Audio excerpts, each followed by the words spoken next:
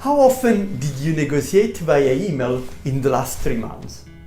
I guess that in the current COVID-19 context, the number of email negotiation has increased.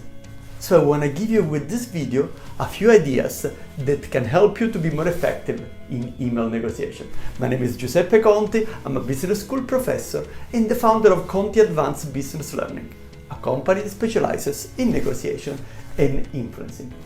You're probably already familiar with some of the advantages and disadvantages of email negotiation. For instance, some of the advantages include that it is less stressful. You can hide your emotion, you have more time to think. On the other side, there are also disadvantages. For instance, it takes more time to reach an agreement, there is a higher risk of misunderstanding, and there is also a tendency to be more competitive. In fact, based on a study from 2008 from Lee Thompson, a professor at Kellogg's, the tendency of being more competitive is up to 8 times higher in email negotiation compared to face-to-face negotiation. Recognizing those advantages and disadvantages, let me share with you 3 ideas that can help you to be more effective. The first one, summarize key topics and next steps. Because of the higher risk of misunderstanding, then it is important to summarize on a regular basis what has been discussed and what has been agreed.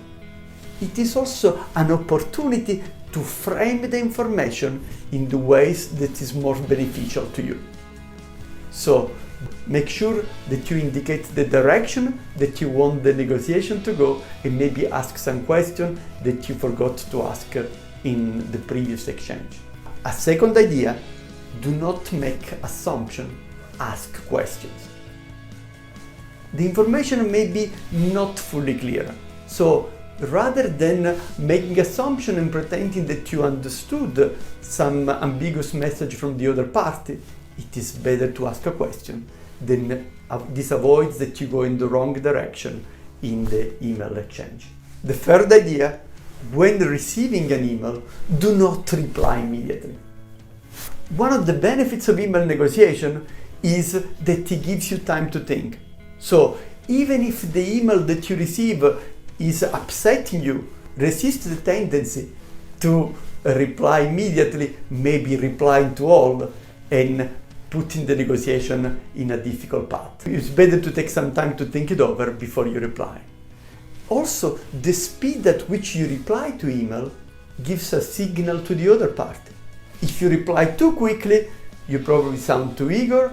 If you reply too slowly, probably this is going to affect the trust that the other person may have in you.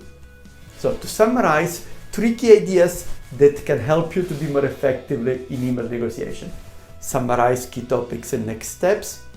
Do not make assumptions, ask questions. Do not reply immediately. For more insights on negotiation and influencing, check our website www.cabl.ch. Thank you.